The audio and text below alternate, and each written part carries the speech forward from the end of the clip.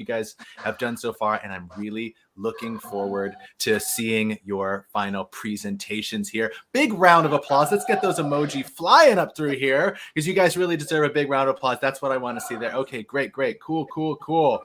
All right, so let's do a couple of brief introductions before we actually dive into the pitches. I know we're really anxious for these pitches, so I want to get them going too. So first, so the least important person in the room here is me, but just so you know, I'm the facilitator. For those of you who don't know, my name is Josh David Miller, and I'm just the guy who does the thing. I get to go up here and spend time with all these cool people from Monterey Bay and around the world, and hopefully help them out a little bit on their entrepreneurial journey as part of Startup Weekend, the global experiential education environment, 54 straight hours of creating a startup from scratch, learning to create a startup by actually doing it. And it's actually a very big program. We have hundreds of thousands of participants have gone through the Startup Weekend program, and we had another dozens go through just this weekend here for Monterey Bay. Super excited. I'm so stoked to see where we go. If you're not familiar with the program, just to get a little soupçon, a little hint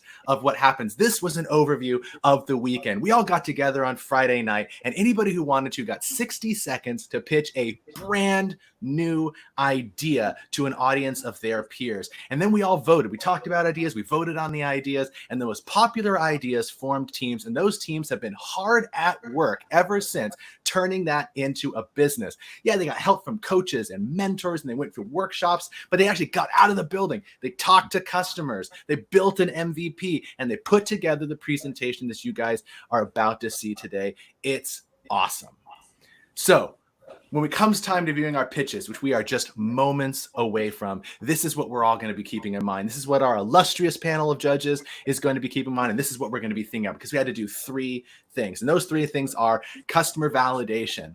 Ideas are worthless.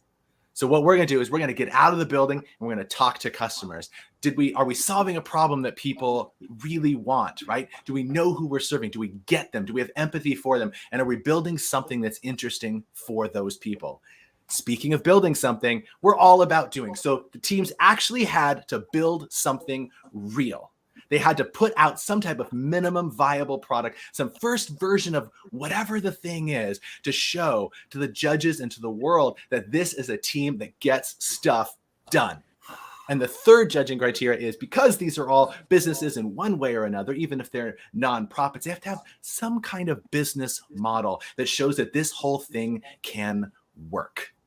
Okay, so that's the judging criteria. Now, I want to take a moment and introduce our judges for this evening. So we're going to bring them on one at a time and have them tell us two things. The first one is, who are they? A little overview of their bio and where they come from, what their background is. And then second, why, my fellow judges, why did you choose to be a judge here at Startup Weekend? So let's go ahead and pop on.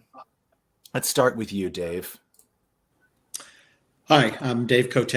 I'm currently on the advisory board for Cal State Monterey Bay's Business School, and have been working with the IIED pretty much the whole time I've been involved, which is probably about 4 or 5 years. Started my career at Apple for about 10 years back in the 80s, then got into networking and communications, and ended up running a couple of different companies that we sold, and I retired about the time I joined the advisory board, moved to Santa Cruz, and essentially have been advising companies since then. And so that gets to the reason I'm happy to participate in the judging. I've done it before. It's a lot of fun to hear people and their new ideas and their new companies. And since I kind of do that part-time, advise companies, it's a great way for me to kind of hear new ideas, stay fresh, and stay involved. So looking forward to hearing the pitches.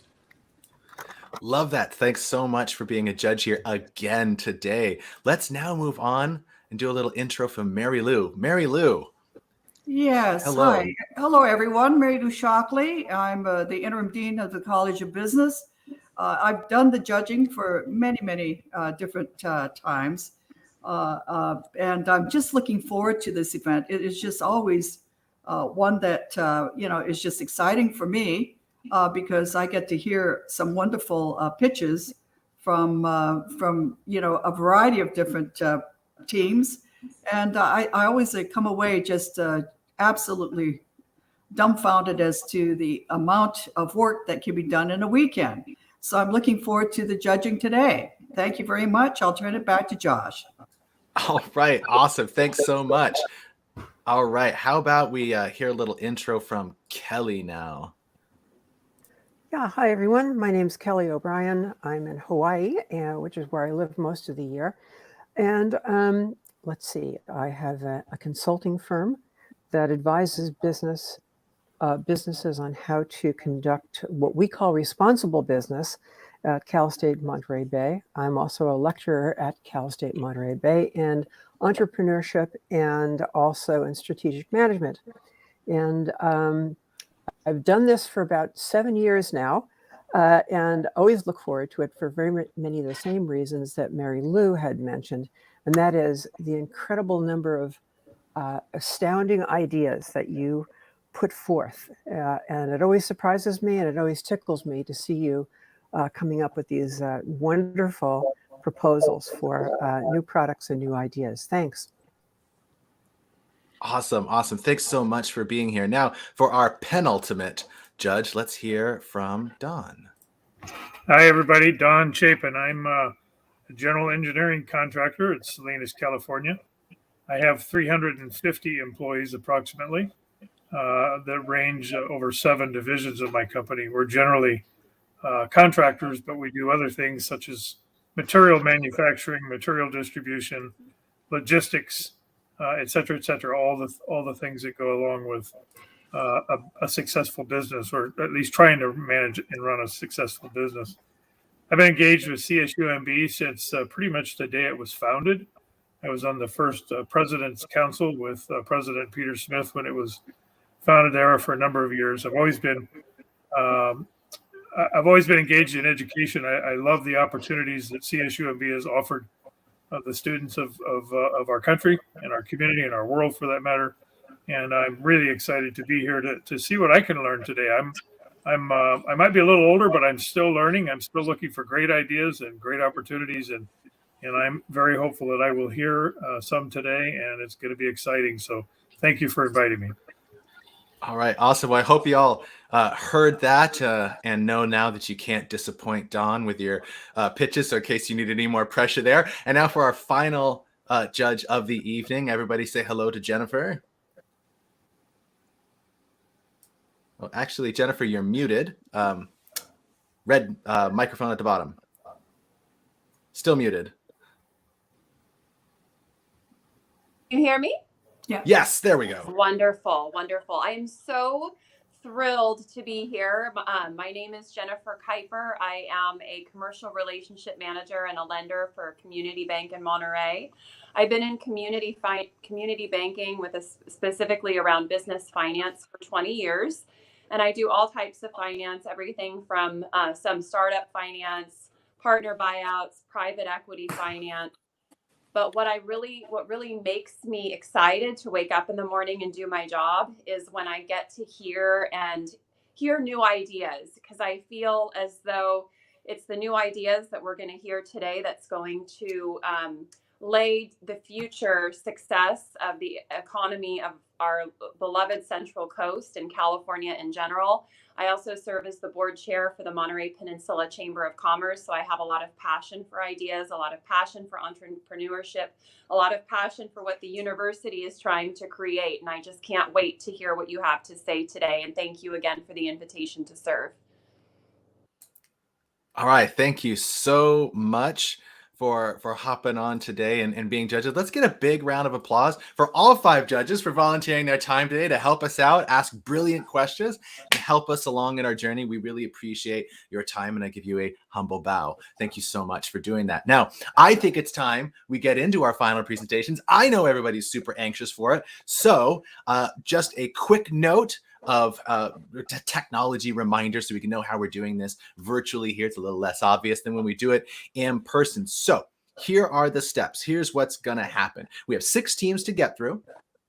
And the way we're going to do it is we're going to have each team in sequence come up and give a 5-minute pitch. Some people will be on stage for that from the team. They give a 5-minute pitch. I'm going to keep time, and I'm going to cut the microphone after 5 minutes. From that time, we may bring on a couple more members from the team onto the stage. We'll certainly keep the judges here on stage. And then the judges will get 3 minutes to ask questions of the panel, of the team. Okay, at the end of that 3 minutes, we will thank robustly our presenters for sharing their pitch with us today, and we will escort them off stage electronically, of course, and move on to the next team. So from a practical perspective, inside the platform teams, just remember you'll be getting that invite to come backstage, and you'll see it pop up at the middle top of your screen, and you want to click accept to come up on stage. And if there are any technical challenges, let's just roll with them. It's the real world. It sucks sometimes, but things do happen, and we are going to roll with them. So without further ado, here are the final teams that are going to be the final 6 teams that are going to be presenting today.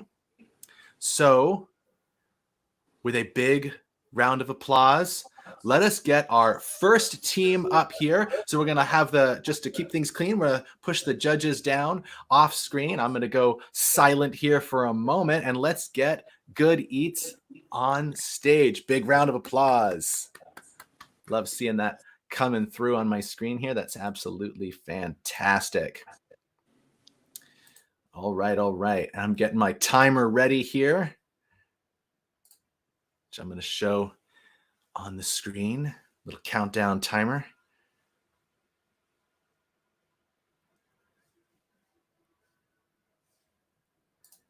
Takes just a second to get our friends on screen here.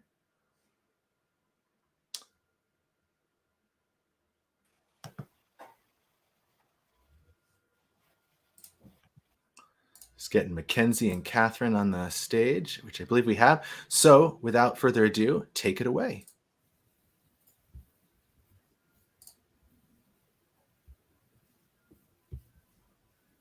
Awesome. Hi, everyone.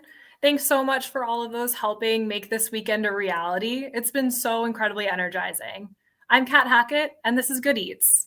This idea came from a real-life predicament that I was trying to solve for. My friend and I were hanging out all day, window shopping. We realized we're pretty hungry. We're in the middle of downtown trying to figure out where to eat, and we're both totally stumped. We're standing on the sidewalk, annoying all the passersby, feeling overwhelmed and honestly a little cranky. What do? The first thing we do is try to remember that restaurant that my friend Bella recommended because she's the foodie of the friend group. I know it's around here somewhere, but we can't remember where. We text her, no answer. Okay, so guess we can't go there. Where else can we eat? We do what everyone else does. We pull up a review site. There's hundreds of reviews that pop up from strangers, and all I see is tourist traps and chain restaurants. So now we're frustrated, overwhelmed, and still standing on the street starving. And trust me, nobody wants to see me hangry. If only there were some solution to this problem. Introducing Good Eats, the go-to app to discover the yummiest food and drinks, whether you're traveling to a new location, exploring a new neighborhood in your city, or just bored of your usual takeout spots. You can trust Good Eats because our recommendations are from the most trusted people in the world, the people you know and love. So let's break down what my problem was that day. What I had to do was choose from a bunch of random reviews for a nearby bite to eat. What I wished I had was local great food, the chance to support a local business that isn't paying for 5-star promotions on Yelp. I wish I had a way to remember all the places I have tried or that were referred to me by my friends.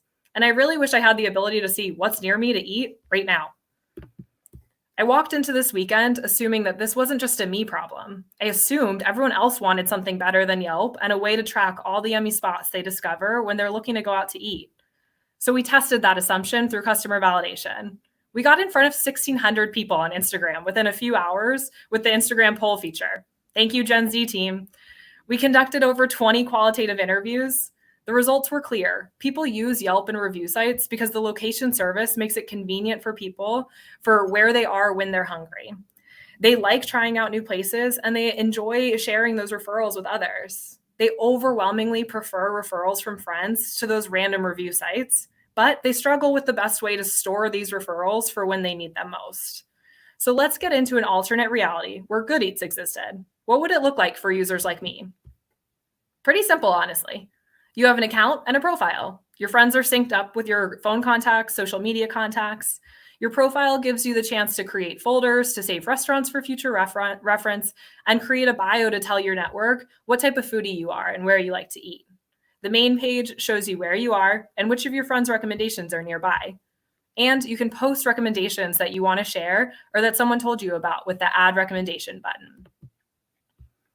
So let's get into this add recommendation feature.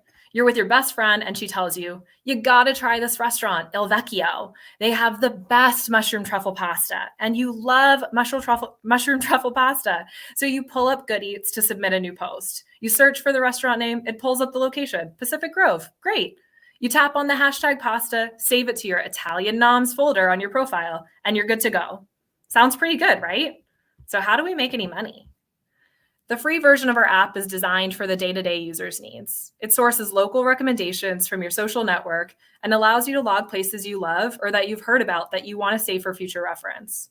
The premium subscription has additional features for super users and traveling foodies. It gives you functionality outside your personal network. You can see where 5-star foodies recommend to eat when you're traveling, and you can search for restaurants based on categories of importance to you. I'm gluten-free, I'm paleo, I'm vegan. I really want to support minority or women-owned businesses. We're also still exploring additional revenue earning options, including paid ads for other products and services that restaurant eaters might appreciate.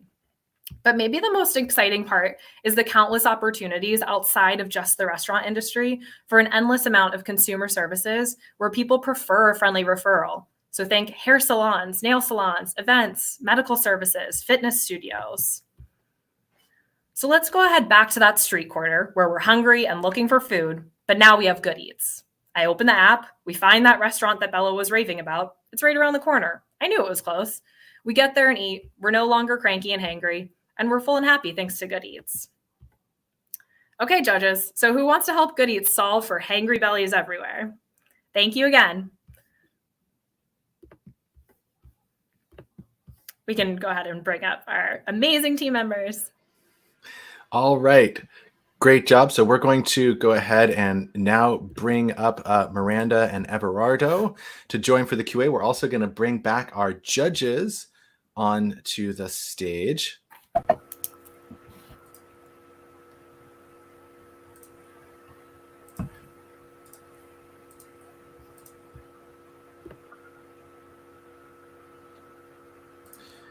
Okay.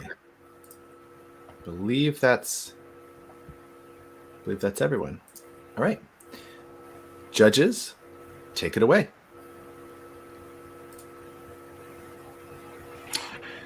I guess I'll jump in. You said you interviewed customers. I'm just curious, what was probably the number 1 or 2 insights you got from them specifically to what you're trying to do with Good Eats?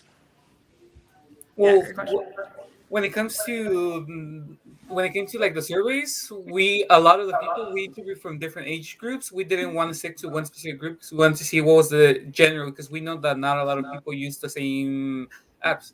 And then what we actually found out was that most of them were actually didn't know what to eat because all they saw was negative reviews, and most of the apps that they always show, which is mainly just major company groups and never mind like the small businesses.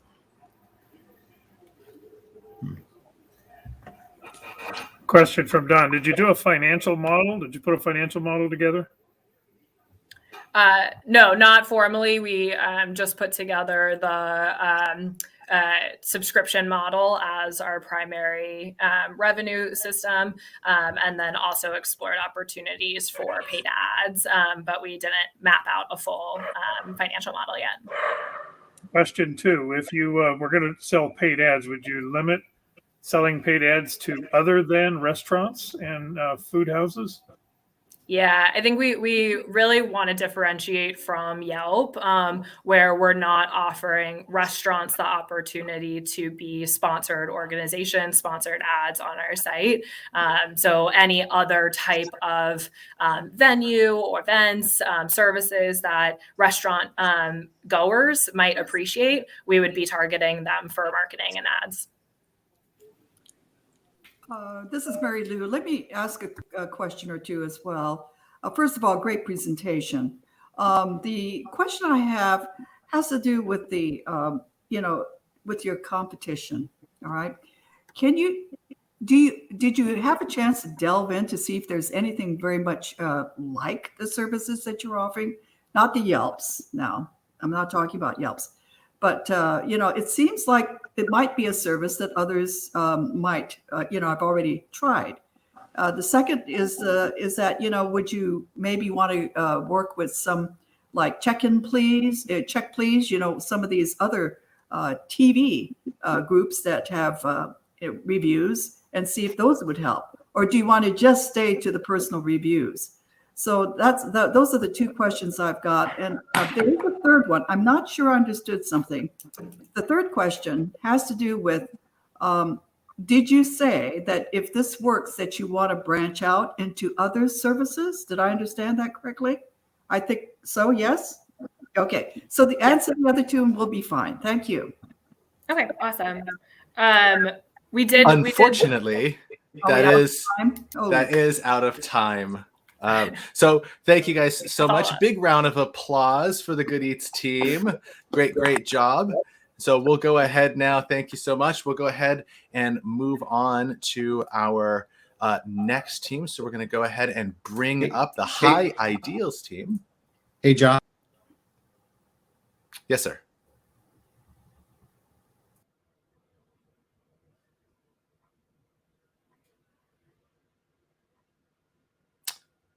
I think somebody was asking me a question there, and then they were gone.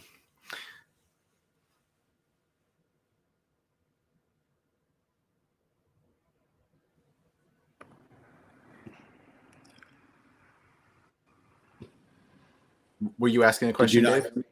Yeah. Okay. Yeah. No. Some shut me off. I just suggested that we ask relatively short, open-ended questions, so we give them a chance to talk. I just feel like if with only 3 minutes, boy, they didn't get to answer enough questions. So just, we all, me included, we just ask a quick question. So. All right, great suggestion. Maybe we'll start with Jennifer and Kelly for the next round since they didn't get to answer a question in here. Okay, so let's go ahead and bring on Eric from High Ideals.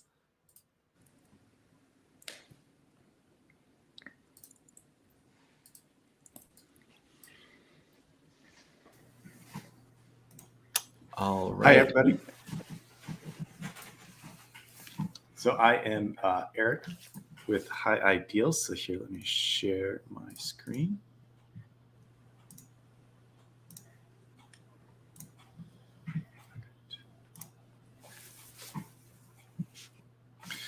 So I am Eric Gustafson with High Ideals. We are promoting conscientious cannabis consumption through a platform for brands and dispensaries. The founders are Adam, myself, Jorge, and Viggy. So what the problem is that the cannabis industry was illegal for a long period of time, meaning that a lot of farmers did not want to be known. They still don't want to be known now. There's literal military helicopters going and raiding their farms. There's a fractured marketplace now that it is legal. So it's a different company that grows, a different company that transports, a different company that distributes, and a different company that sells. So all of this results in dispensaries and consumers not knowing how or by whom their cannabis is grown.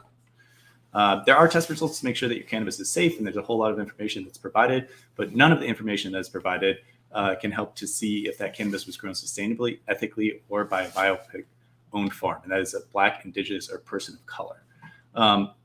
So what we do have data that consumers are looking for this, and they will pay for it if they are able to be provided with that information. So the solution is to help consumers find cannabis products that are sustainable, ethical, and BIPOC owned. So High Ideals is a certified database that integrates with dispensaries to help inform the dispensary owner make buying decisions for what cannabis products to carry and to help inform consumers what cannabis products to purchase that align with their values.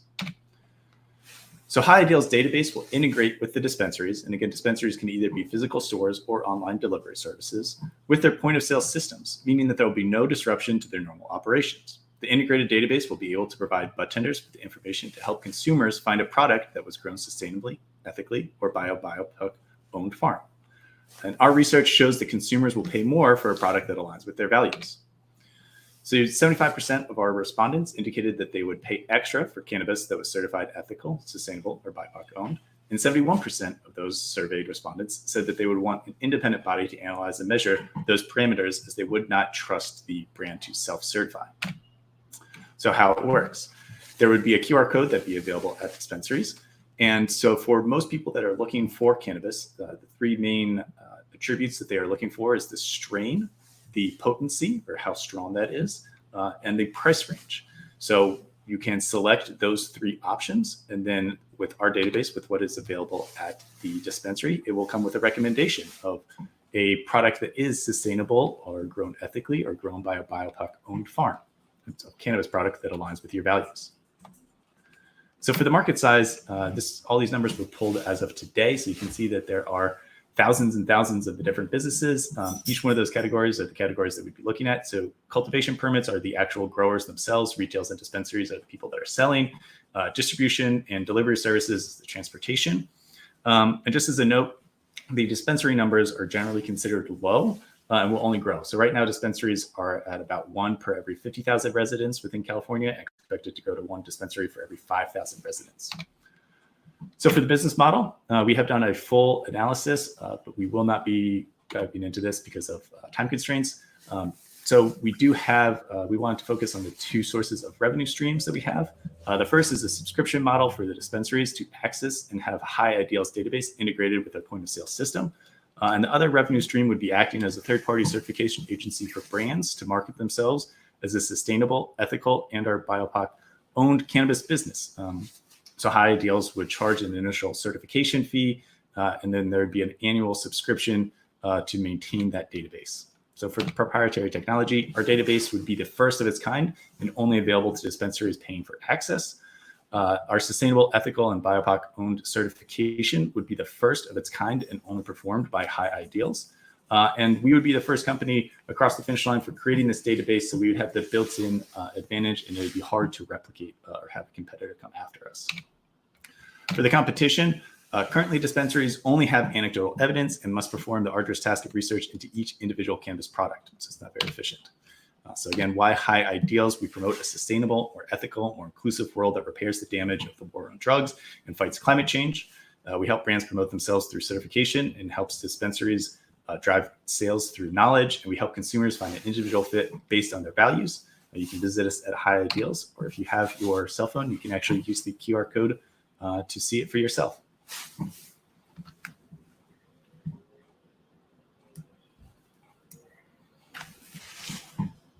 All right. Big round of applause for Eric. Let's go ahead and bring our judges back on stage here. And then we're also going to bring in Adam, Vignesh, and Jorge to do our Q&A while I set a 3-minute timer.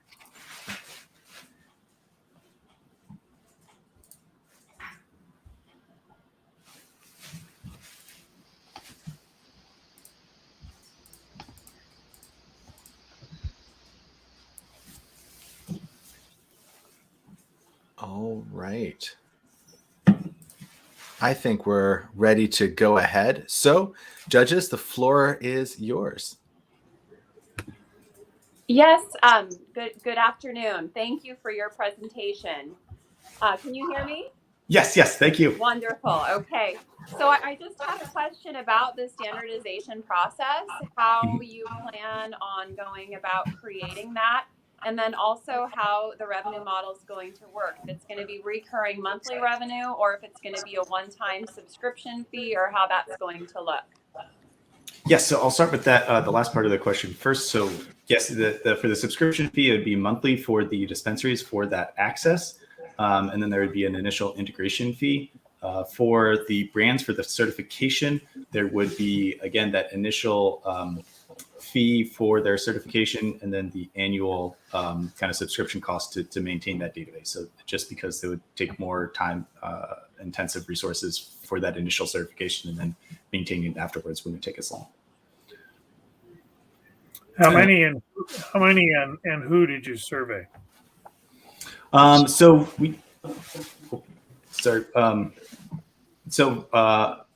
may be the best one to answer that question. Yeah. So what I did is I went through social media, went through Reddit, Instagram, MyRaft, and some social media channels. I was able to get 9 replies. We also conducted interviews with bud tenders at dispensaries as well. So we talked to 4 different dispensaries.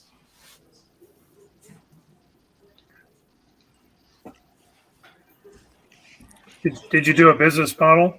You gonna make any money at this? Yes. Yep. So Jorge would be the best one to answer that one, as he created that business canvas that you saw briefly. Do you mean like a financial projection or something? Yeah. Are you gonna make any money, and how are you gonna do it? And what's your projection? Well, hopefully so. Yeah. So we'll begin with the advertising and the monthly subscription fees, and then we will gyrate to the certifying agency, more kind of business model. But yeah, we are planning on making money out as well. Yeah. We would partner first with the Black-owned dispensaries. So there's Black-owned dispensaries in Northern and Southern California that be the initial kind of early adopters.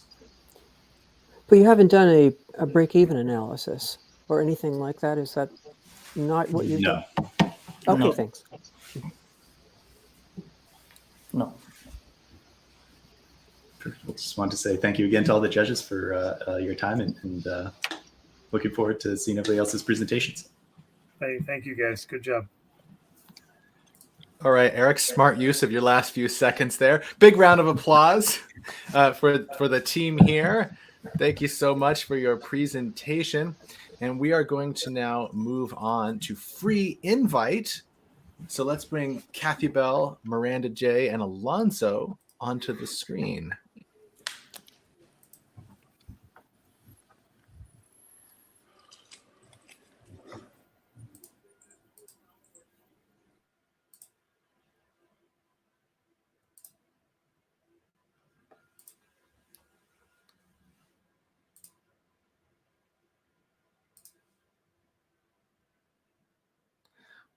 Bringing you up right now. Just bear with us 1 second.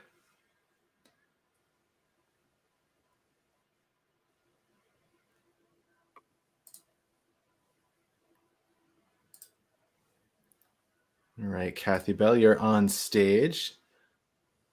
Your video is not on. If you do want to fix that, it's up to you. And Miranda will be presenting right now. All right. So you guys can go ahead and get started there. You've got a quorum. I'm going to switch the timer, and Miranda, why don't you go ahead and share the slides? And as soon as you guys start talking, I'll start the timer.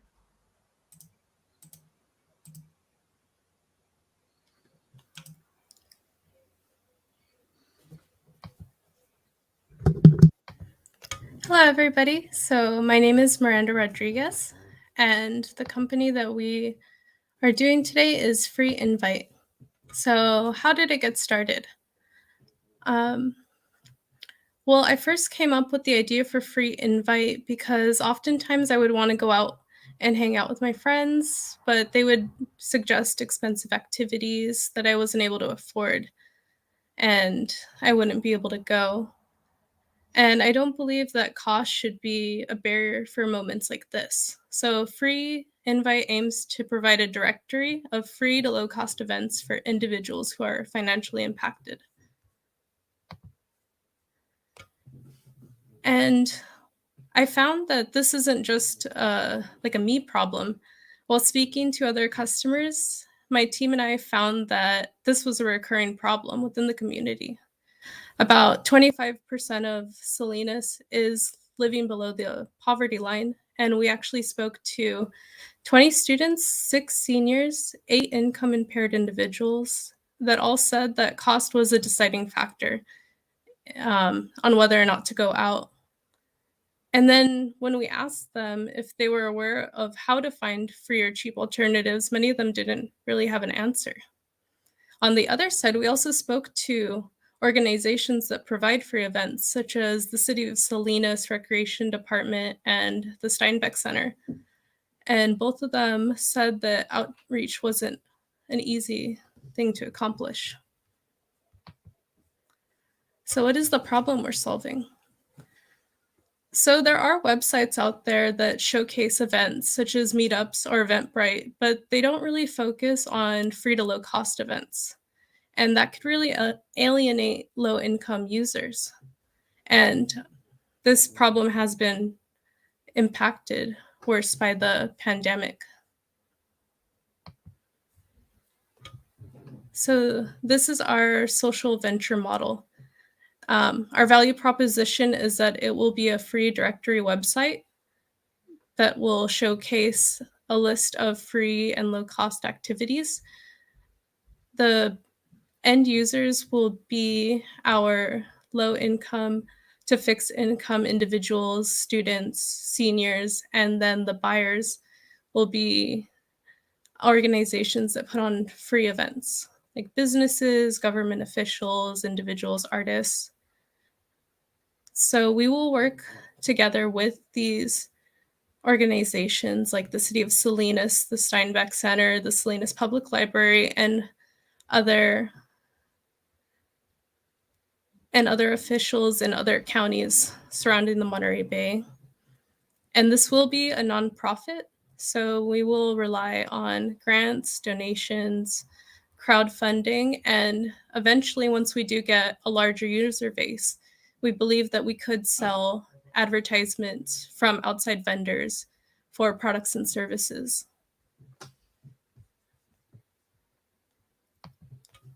Our minimal viable product is this website, which is Free Monterey or Free Invite. Sorry, it's the next slide. There you go. And the front page will showcase free activities, who we are, and then because we don't want just anybody to be able to submit like posts, we will have a submission page that will be vetted by a human. We also would like to implement a web crawler that will scour the internet for other free events based on zip code.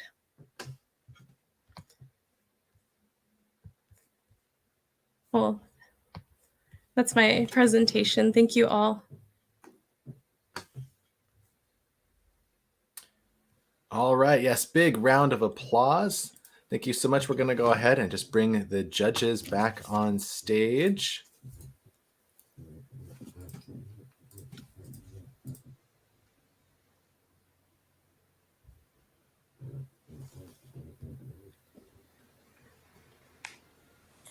All right. Judges, the floor is yours. You talked about Free Monterey. Is that the only area that you looked at, and the only area that you did your analysis on, or are you planning something larger? So at the moment, we did look primarily like at the Monterey area, but I think if this did pick up enough traction, like there are a lot of people that live below the poverty line, and this could be expanded to California, to the United States, outside. In your discussions with the organizations that you talked to, did you talk with them about the possibility of them providing any kind of funding or help in terms of getting this thing up and running? So Monterey Peninsula Foundation would be our first go-to for grants. And of course, competing in Startup Challenge would help with that. And yeah, so that's what we would start with. The organizations themselves did mentioned, like they said that any outreach is great outreach, because I've personally worked for the city of Salinas, and that's how events do get funding. It's based on attendance. So any type of outreach, any way that we could connect these two, the buyers and the sellers, together is beneficial, I believe. And cross-marketing with the event holders and activity organizations. So they would advertise us and we would advertise them.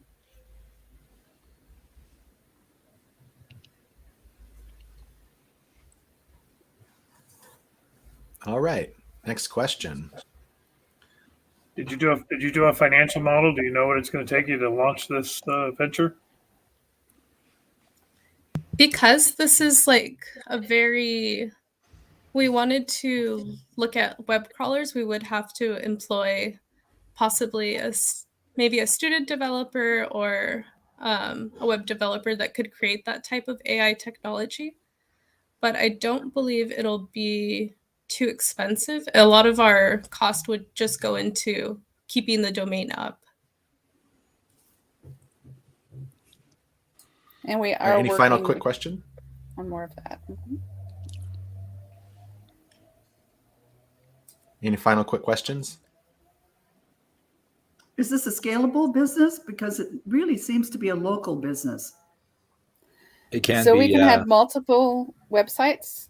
One would be Free Monterey. It would all be under the same nonprofit, but like one would be Free Monterey, one would be Free Santa Cruz, and so forth. Thank you. Thank you. All right. Big round of applause. Thank you so much for presenting Free Invite. So now we're going to move on to Foodies, our second food-related presentation of the evening. Let's bring Brian, Soyan, and Karen to the stage. We're all certainly going to be ready for dinner by the time this is done.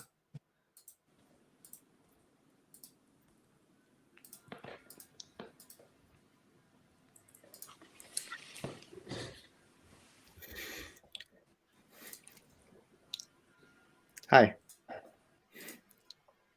Hello.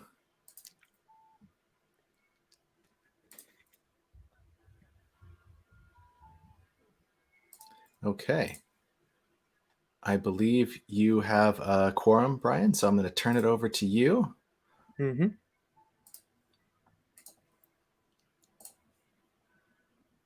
Clock starts when you do. Okay. Can you guys see my presentation? Everything works? Yes. Okay. Well, hi, my name is Brian Cabello, and I will be speaking on behalf of Foodies. Foodies is a food delivery platform made for people who want to save money when ordering food to their doorstep. Foodies connects communities and local restaurants and saves customers and restaurants money while also providing benefits to independent delivery drivers. Now, the problem. The dreaded high delivery fees on mobile food ordering apps. Have you ever felt the dread of ordering food from DoorDash or any similar app and seeing the devastating delivery fee? This is a problem we all face when ordering food from these apps. We have a solution to this with our app, Foodies. We can connect groups of friends, family, coworkers, neighbors to bring those insane delivery fees down. Now, this is our customer discovery. We found from our survey of interviewing 27 people in multiple restaurants, about 92% of people were concerned that there was a high delivery fee and it tainted their decision when ordering food, further proving that customers just feel like they're paying too much for this service. 63% have never received a discount when ordering a large order. This was further even validated on the supplier side. When we were reaching out to restaurants who mentioned their problems with food delivery service, they complained about the high commission fee that food delivery apps take from them. On a $10 plate, DoorDash takes about 30%, which means a lack of profit for restaurants. Restaurants also complained about how delivery drivers carry an attitude and they should be getting paid more in order to offer a better experience to customers. Now, our solution for these problems is to revolutionize the food delivery system. by saving costs, by grouping orders together, using an algorithm integrated within our app. With this in mind, we're able to bring bigger orders more often to restaurants at a lower commission rate. To add on, we can pay our drivers more per order than our competitors, and also allow them to earn multiple tips at a time. Now, money. This is the important part. The way our company plans to bring in revenue is the same way our competitors have achieved to do this, by charging a delivery fee. However, other food delivery companies charge multiple hidden fees, such as a delivery fee, a handling fee, a service fee. On a $10 order, competitors charge upwards of $7 just on delivery fees. Competitors also charge restaurants up to 30% more on the order price and commission fees. We have a detailed spreadsheet for all possible ordering scenarios. We can't show it due to a lack of time, but we plan to undercut all competitors by reducing the commission that restaurants have to pay by half. Our business model of grouping orders together allows us to serve the same amount of customers at 1/3 of the cost. By this virtue, we are able to save consumers more than 50% more than our competitors. And we're able to make up to 25% more profit than all of our competitors. Now, how are we going to get our customers? For the short term, we're aiming for college students living in dorms by partnering with restaurants on campus, using a referral system, earning college students free meals, using college social networking apps. After the first initial users, we plan to expand our platform, but we will not be discussing it due to time restraints. Now, this is our prototype. I will briefly demonstrate how this works. When you put in your personal information, you sign in, put in your address, you can view nearby restaurants and scroll through the menus. You will be able to select either your current location, or you can manually enter it using your physical address. The checkout page will pop up: subtotal, delivery fee, tip, and taxes. There will be no service fee, unlike our competitors. After you check that out, you have two options. You can either program this meal for another day. If you place this order for later, you will be able to select a time and wait for other anonymous foodies near you to also join that designated delivery time. But if you choose to get your order right away, you will be waiting for about 2 minutes until the group is made. And meanwhile, you can send direct notifications to nearby foodies to join you. The search radius can be increased while slightly raising the delivery fee. But it's still remaining cheaper than all of our competitors. Finally, after all the nearby foodies join you, you will get sent a request. It will say your request has been accepted. It will show the delivery time, and then all you have to do is wait for your hot meal to be delivered to your doorstep. Thank you guys for listening, and I hope that we can plan a group meal together, on our app soon. All right. Big round of applause for Foodies. Great, great, great. We're going to bring our judges back on stage to get some good Q&A going. Judges, the floor is yours. I'd just like to say that I thought that was a great presentation, very thorough. Thank you for that. And tell me, did you do any P&Ls, profit and loss, or projected over a period of time? Say any kind of startup costs that this might give you a little more insight on? Yeah, so we do have a model for that. Like our competitors, DoorDash, Uber Eats, Postmates, our drivers will be contacted or contracted independently, so we don't have to worry about that. We actually calculated how much we will be paying our drivers per mile, and on an average of a 4-mile trip, we have calculated in groups of 3, groups of 4 people, groups of 5, couples of 2. We have eliminated single users, just because then we would be copying what our competitors are doing, and it's just not worth for our company. That's what we have so far. That's what you have so far. Okay, good. Thank you. So it sounds like your model uses this idea of aggregating orders to create a lower cost basis for a normal food delivery service. Yeah.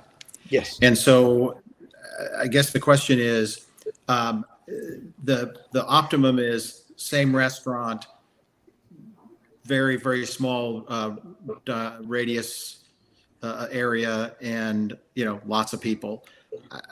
How do you plan to test that? I mean, that's still got some moving parts associated with it.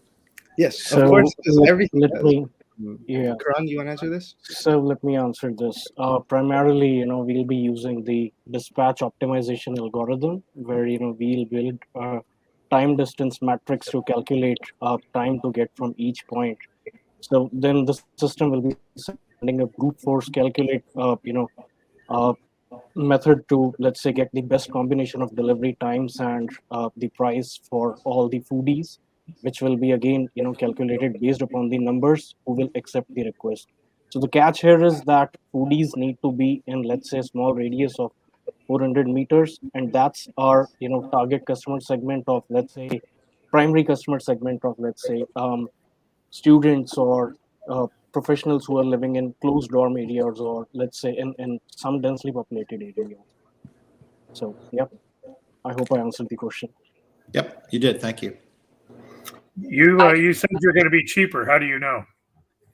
We just know. I mean, so the main cost of food delivery drivers for other platforms really is that, to complete 1,000 orders, they use 1,000 delivery drivers. We, by grouping in groups of 3, 4, 5, we have the scenarios. We are able to serve the same amount of people by, just charging, a fixed amount to every single person. And we are able to cut down the costs of having individual. All right. Big round of applause. Great job on your presentation. So good, so good. All right. Yes, thank you. Okay, so now we are going to move on. We have 2 final presentations to get through today. So let's move on to Footprint. Let's get Smokey and Saray up on stage here. Love to see some emoji reactions. How do you guys think how the presentation's going? How do you think everyone's doing? Yes, I agree. Big round of applause from me as well. Everyone's doing really fantastic.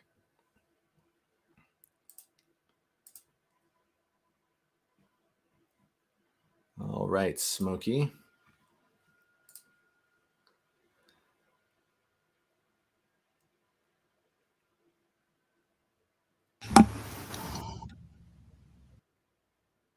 All right. You guys are in charge now.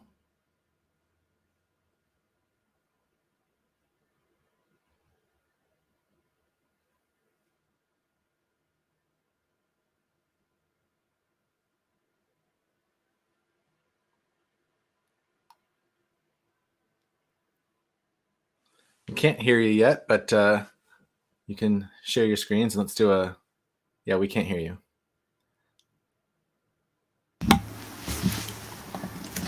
All right. Hello, everybody. My name's Smokey, here today with my co-founder, Saray, and we'd like to tell you our team's startup. It is Footprint. So just this year, BlackRock, a well-known investment company with over $10 trillion in public assets, announced their plans to invest only in companies with a net zero carbon footprint by the year 2050.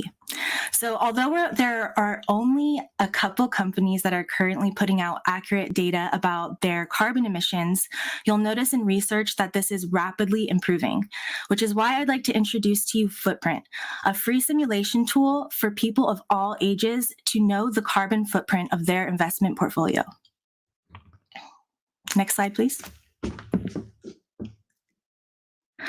Our solution is more than just educating people on how to be more earth-friendly.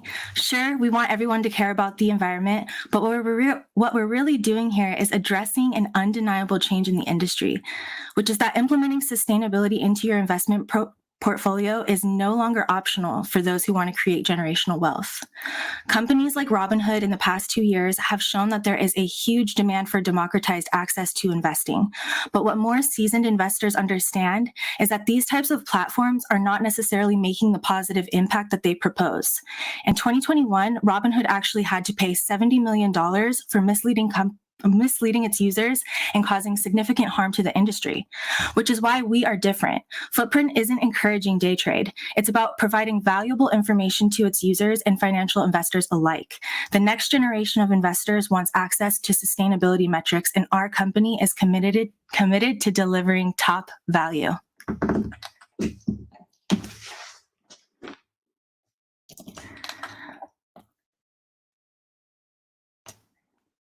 People. Do you want to invest that leaves a positive mark? Most people are going to say yes. The market for e-learning is valued at $101 billion in the United States alone, and there are over 80 million millennials interested in investing today. We found that 67% of Gen Z and 71% of millennials care about climate change. And through a study done yesterday, we found that 52% of college students and early professionals are either unsure about investing, or they are quote unquote too broke and don't know how. And that's really where Footprint comes into play.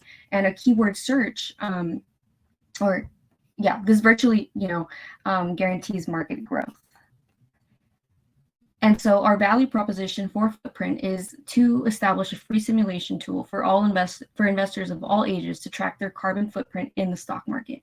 And this helps us assess to clear sustainability metrics, right? So falling on sustainability reports that companies provide, but also listing economic empowerment and financial literacy. Like Smokey had said, the educational value is really what Footprint is positioning here. We are also going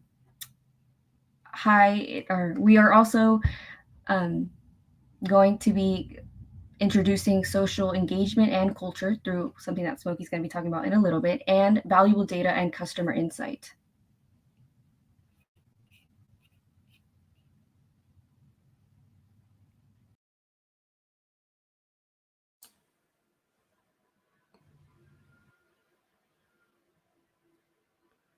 Are we unable to hear Smokey?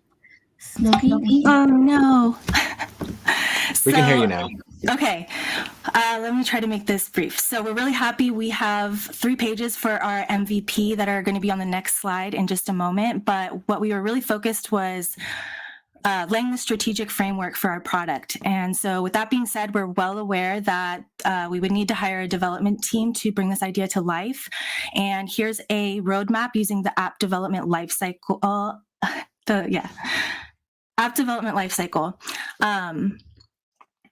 Something really interesting is during our customer validation, we asked people about what their favorite games were during childhood, and we got an overwhelming response about Monopoly. And we thought it was funny, the parallel between games, and here are our revenue streams. Thank you so much. We're going to be focusing on gaining sponsorship from major financial institutions so they can capture data about the next generation of investors and improve their products. It will be a free tool to the users. And yeah, that's everything. So we'd like to thank you. Next slide, please. All right, and that is time. So great job. I think we have Emma and Tim to bring on stage for Q&A, along with our illustrious panel of judges. And I will reset the clock. And I believe we are good to go. So you didn't have quite enough time. Could you just give us a little brief update on that? Your financials, your revenue, how you're going to generate revenue? You said from investment firms. What does that actually mean? Yes. So we estimated the startup cost to be about $70,000, and we see our main revenue stream being from a major financial institution, perhaps Charles Schwab, because they are interested in increasing their personal investors. That's part of their target market. Also, PwC recently announced this year that they're investing $14 billion over the next 5 years to increase awareness with climate change and ESG reporting. They are also known to use simulation games quite a bit, so we saw them as a potential investor. So it would be like Footprint, sponsored by Charles Schwab or another institution like that. You said that you did a study or a survey. Who did you survey? Who did you study? So we surveyed. Oh, Smokey, you want to take that one? No, go ahead. Yeah. Okay. So we surveyed the CSUMB population, but we also went out there and we did do some qualitative interviews to not so proficient investors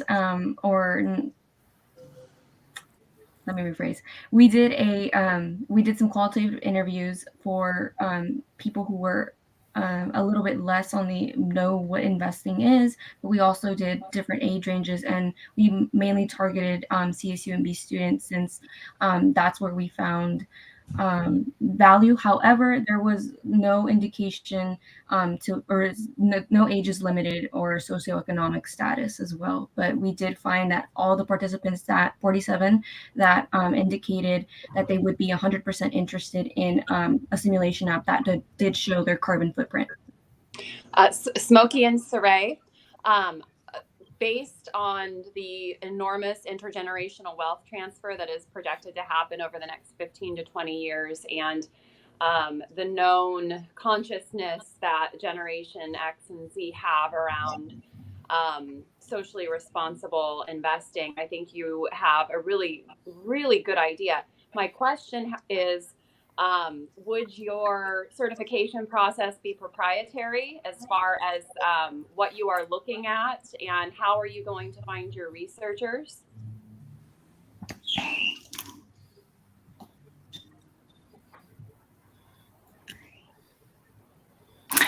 So how we're going to find our researchers. We were kind of planning this to be like an exit strategy where the financial institution provides the data and we aren't actually going to be responsible for trading funds. So we wouldn't need to like go through brokerage licensing or anything like that. And unfortunately, that is time.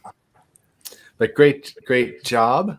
Fantastic. Okay, so and then there was one. So let's get Michael and Luis from Smart Glasses up on stage for our final presentation of Startup Weekend Monterey Bay 2022, kicking the year off with some awesome presentations.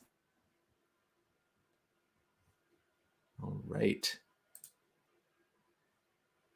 We just need Michael and Louise up on stage.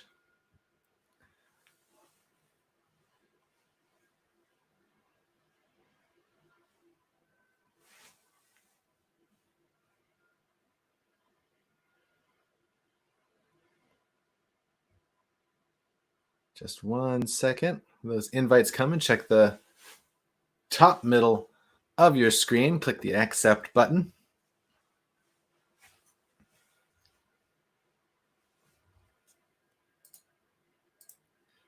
Well, maybe they're shy. Maybe they need encouragement. There we go. Hold on. I'm trying to get this set here. Sorry. Can you hear me? Yes, we can. I don't know why my camera should be working. Oh, let me turn my camera on. And then let me set the... let me share. Hold on. I have to share. Sorry. Go ahead and just hit the present audience button at the bottom middle of the screen. Okay, hold on. We'll pop that on. Can you see? Always... the share? Can you see the share? Yes, we can see. We can see the share. You can see the slides. We can see the slides. The floor is yours. You're good to go. Okay, hello, my name is Michael. Our company is Smart Glasses. Here's our first page. And here's our team, myself, Luis, Jose, and Jagisha.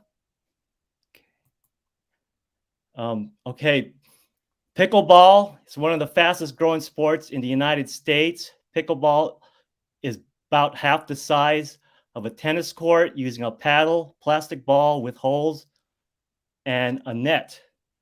So pickleball can be played indoors in gyms or outdoors, mostly on tennis courts. When you play pickleball indoors or outdoors on a tennis court, you need to create lines. So what a lot of pickleball players and facilities are using, they're using painter's tape, chalk, rubber lines, or even painting lines on the tennis court, which upsets the tennis community. So enter Smart Glasses.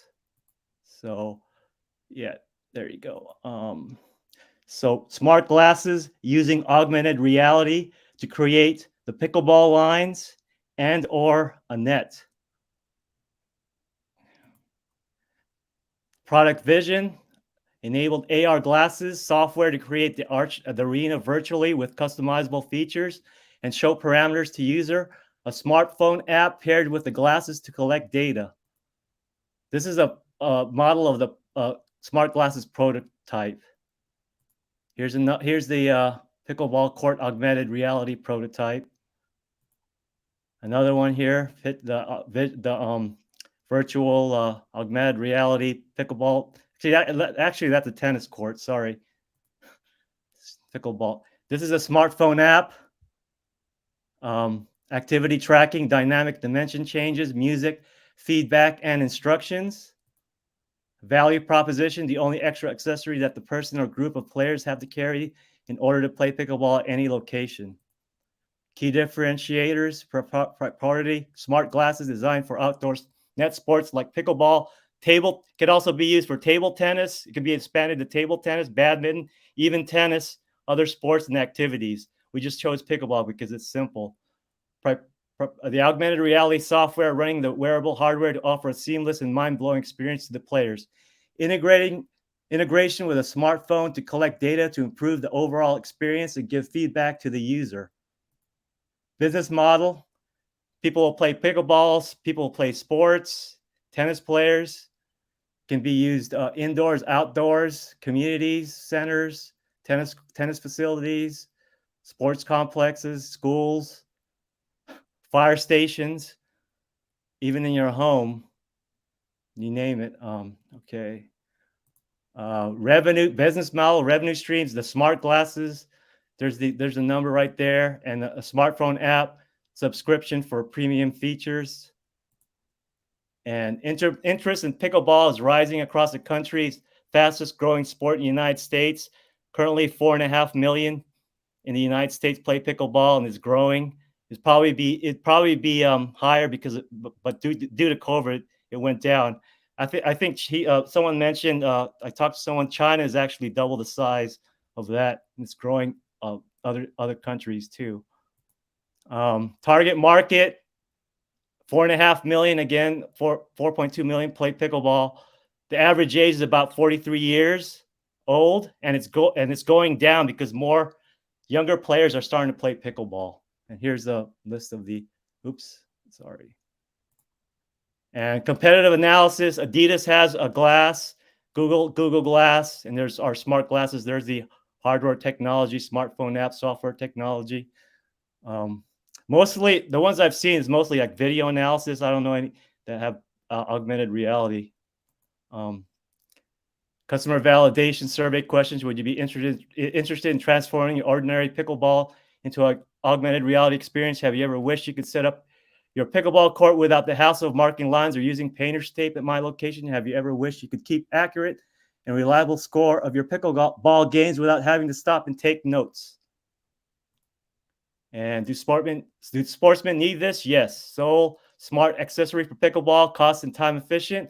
Provide smart feedback immediately. And here's our a demo for our website, techstars.w3spaces.com.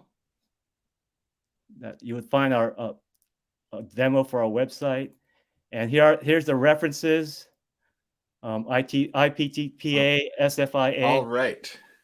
That is our 5 minutes. I could tell you're winding down then anyway, so we'll just go ahead and segue straight in to QA. Great job. Big round of applause for Michael with smart glasses. And we're going to get Luis and Jose to come up on stage along with our illustrious panel of judges to get some good questions going for you. So why wouldn't Google or Adidas just build an app to do this? I mean, what is going to be your unique value? I get that it's a unique app, but if you've got the smart glass technology, augmented reality, what's to stop them from doing that and competing with you, given their size and scale? Yeah, that was. Go ahead, Luis. You want to say something? And you want to? Yeah. Can you guys see me? Am I connected? Yep. Yes. Michael, could you hear me? Yes. Oh, great. So as far as we know, Google and them have not launched an app specifically for pickleball. So we've considered creating the product and selling it to them if they made a good offer. But I think the competitive advantage we have is Michael, because he has a ton of industry experience. He's a tennis professional. He's coached for a long time, and he knows how much it's bothered tennis players when people have marked the court with tape and they left the residue behind. It affects the grip the players have, and also the stickiness gets on the tennis balls, and it'll affect their serve.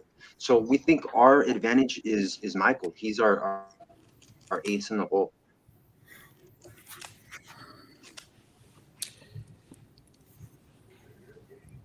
You talked about a survey. You surveyed some folks. Who did you survey? And did you survey anybody from the industry, from the smart glass industry? Jose, you want to take that? Jose. Yeah, we were on the Reddit website and the subreddit for pickleball. So we asked some pickleball fanatics and stuff like that. They gave us feedback, and some people said that it would be great for practice. And then the only criticism that we got was them saying that it might be difficult for people to for other people watching, to get into the experience. But Michael talked to someone and he got told that it'll be great for kids. That's who it'll be mostly for. Yeah. I talked to a lot of. I've been with the tennis, teaching tennis, but also pickleball, and I've been talking to pickleball coaches and players. Most of them are interested in the product. They want to test it. And they said it would be great for the kids, for the youth. You'd probably like that. That's the feedback I got from various coaches and players. Did you do a financial model? What's your cost of startup and how are you going to make money? Luis, are you there?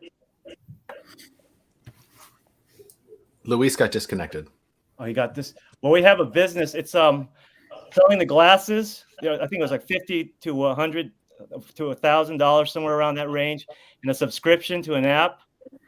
They have to subscribe to an app, maybe make the app free for like 6 months, and then maybe have a subscription, like the feedback, how do you feel, how many players you have, this and that, data collection, like that.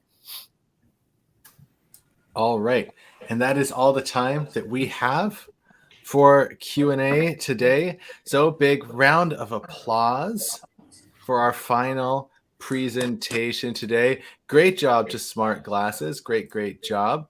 So we are now going to go ahead and remove most people from the stage. And we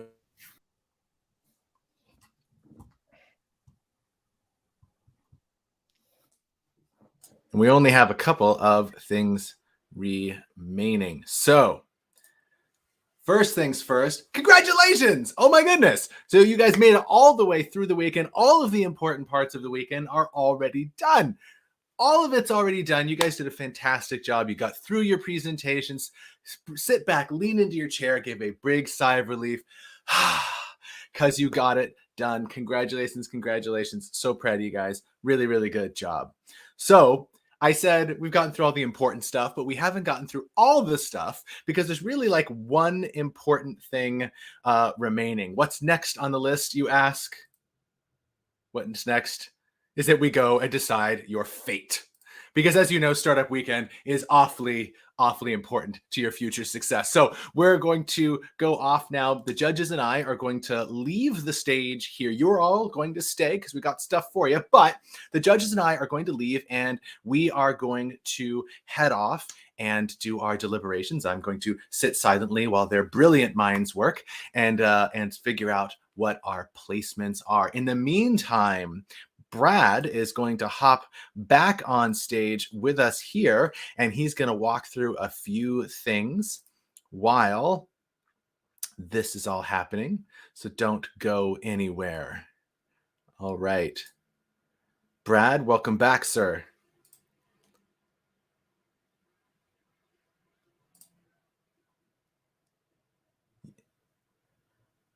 You're muted. There we go. Let me try this again. All right. Great job, everybody. Those were wonderful presentations. All that hard work you've put in all weekend has paid off. You did great. The judges are now going to go back and do their deliberations, and we'll hear from them shortly. You never know how long they're going to take, but shouldn't be too long. In the meantime, a couple things I wanted to go over. One is you probably want to know if you get a prize, what are you going to get? Well, the first thing you're going to get is bragging rights. Bragging rights are everything. If you win a prize at Startup Weekend, you get to put that on your company as you go forward, and you can tell investors we started at Startup Weekend Monterey Bay 2022, and we won it, or we came in second. So bragging rights count for a lot, but in addition to bragging rights, we've got some other goodies. And my computer's running really slowly right now, so give me a moment to get it into presentation mode. There we go. It's loading. And now I just need to share, which I believe is happening slowly.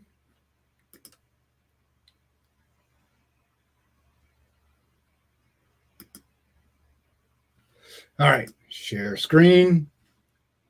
And we want to see this one. Okay, there we go. It's up, it's running. So here's the awards. If you win first place, you get free entry into Startup Challenge. Startup Challenge new venture competition is coming up right after Startup Weekend. So I'll talk a little bit more about that in a moment. But first prize gets free entry into Startup Challenge and 10 hours of brand design services. So most of you have put together logos already. We can that 10 hours can be used to professionalize that logo, to help you with some website design, however you want to use those design services. There's 10 hours available to you. 2 hours of Startup Launchpad consulting services to help you if you need to lay out your milestones, if you need to clarify where you're going. We have mentors who can work with you and help you do that. So reach out to us afterwards. Business consulting services from the Small Business Development Center, SBDC. If you're in Monterey, San Benito, or Santa Cruz counties, we will connect you with the SBDCs, and they will offer you free consulting services. And a pitch opportunity at the Startup Monterey Bay Connect meeting. Startup Monterey Bay Connect, we meet once a month, the second Tuesday of each month. We have companies pitch, we have organizations come in and talk about what support they can give you. This will be your opportunity to get out and let people outside of Startup Weekend know about you. So that's for first place. We'll have 2 runners up, and they will get free entry into Startup Challenge. There's a theme here. 2 hours of Startup Launchpad consulting services from IIED to help you plan your way going forward. business consulting services from the Small Business Development Center if you're in Monterey, San Benito, or Santa Cruz counties, and also a pitch opportunity at Startup Monterey Bay Connect meetings. And so that's for both of the runners-up. If you are the crowd favorite, and then you'll get free entry into Startup Challenge and a pitch opportunity at the Startup Monterey Bay Connect meeting. Any questions about those? Assume we are in process on voting for the crowd favorite. And so let's take a look at next steps. So you've worked your butts off all weekend to get these ideas started. Don't let them die. You may know at this point that you want to make some changes in them. That's great. You got to keep them going. So here's some things that can help you keep those ideas going after startup weekend. First thing you need is a good night's sleep. Then you can start working on your idea again. So show some love to your community. Starting a business, it takes a village. It's a community affair, and there's lots of help out there. Lots of help from your fellow entrepreneurs, lots of help from organizations like our Institute and others around. So get involved in your community so that you find out what's out there. Help organize the next event. Some of you may think, maybe, wow, this is really cool. I'd love to run the next startup weekend. We'd love to have you jump in and help us. Attend the next event, and I'll get some details in a moment on the next slides on what next events are happening, and connect with other community members in the region. Where to connect? Well, one great place is at Startup Monterey Bay Connect. We meet the second Tuesday of each month from 6 p.m. to 7:30. We've been virtual online for almost 2 years now. I think we might be coming up on our second year anniversary of being online. We will be online again in February. We'll take it live face-to-face as soon as things settle down so we can do that. And even once we've done that, we hope to be able to continue to run it virtually as a hybrid event. So what do we do at Startup Monterey Bay Connect? We invite companies to come in and present and let us know what cool companies are up and coming in the region. We have other presenters come in with tools and help for startups. And we have the monthly news quiz to see if you're paying attention to what's going on in entrepreneurship in the region.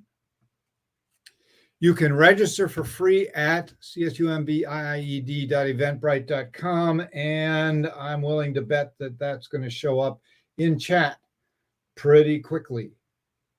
So join us at Startup Monterey Bay Connect.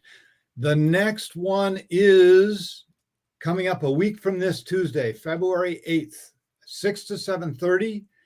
We have two themes for the night, actually. Our central theme is not-for-profit organizations. We'll be featuring several up-and-coming not-for-profit organizations in the region. Rancho Cielo, which is a very cool organization in Salinas that works with youth at risk and does a fabulous job. JMM Dance Company, they provide scholarships for kids who want to learn dance. Max is Helping Paws to help you with your canines. The Community Foundation of Monterey Peninsula, which has a really cool program called the Center for Nonprofit Excellence, which has lots of help. If you're a startup, not-for-profit, you should be talking to the Community Foundation about their programs in the Excellence Program. And we'll be featuring the Startup Weekend winners. We'll have an opportunity for them to say hello to the folks at Startup Monterey Bay Connect. You can follow us on Eventbrite and register at CSUMBIIED.eventbrite.com. That's in chat. All right. Well, in addition to Connect, which is a monthly meetup, you should go there. You should listen and find out who's there and what new companies are coming up, and reach out to other people who are there who can help you. If you're looking for developers, there may be developers there that you can connect with. If you're looking for consulting help, those folks may be there. And there will certainly be other founders there who you can work with. We all need to support each other through the hard work it is starting a company. Then coming up next, our next big event is the Startup Challenge New Venture Competition. This will be our 13th year, yes, our lucky year, 13th year of running the Startup Challenge. We typically have about 100 companies enter each year. Applications will be open until March 7th. Everybody who applies gets to pitch at the qualifying round, which will be on April 8th. So apply now. The applications are open at, down in the lower left there is startupchallengemb.com. I'm pointing to my screen. That's probably not helpful. I'd have to be pointing, let's see, down there is where it is. There are 4 different divisions in the Startup Challenge.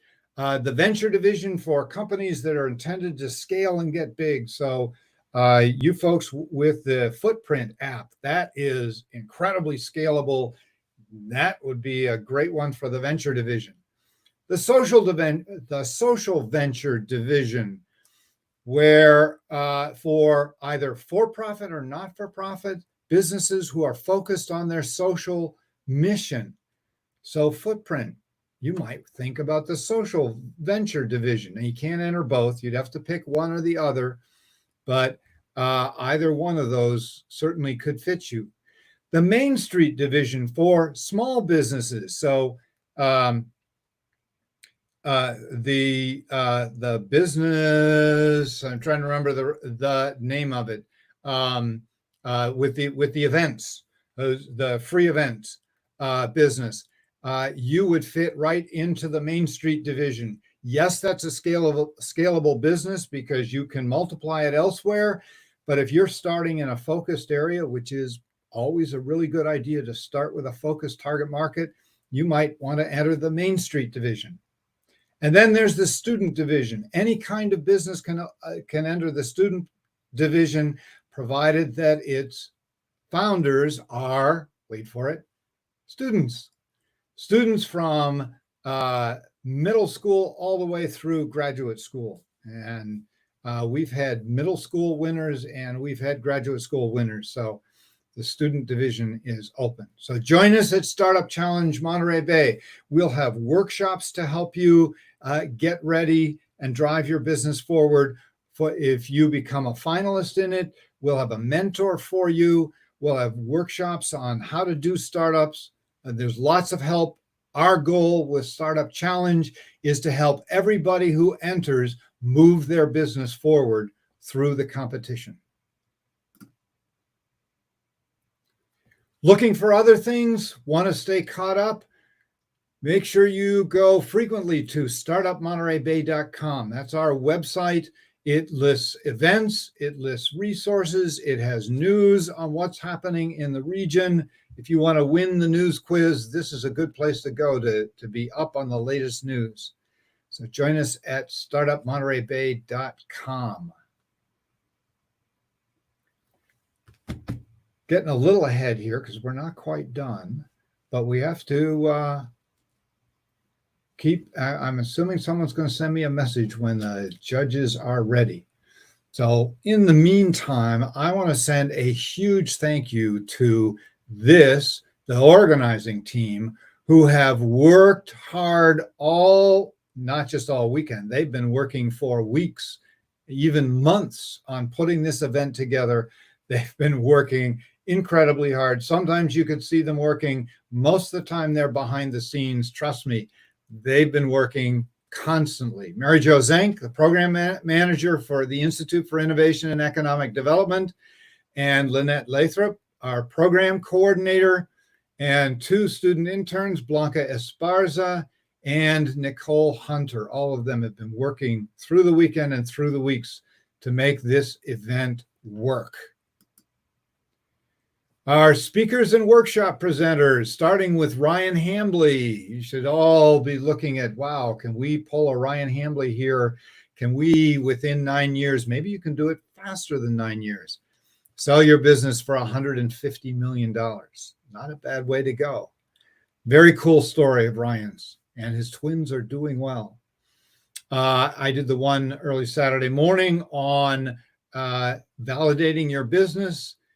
Then Dante did a fabulous one at noon on Saturday about business models.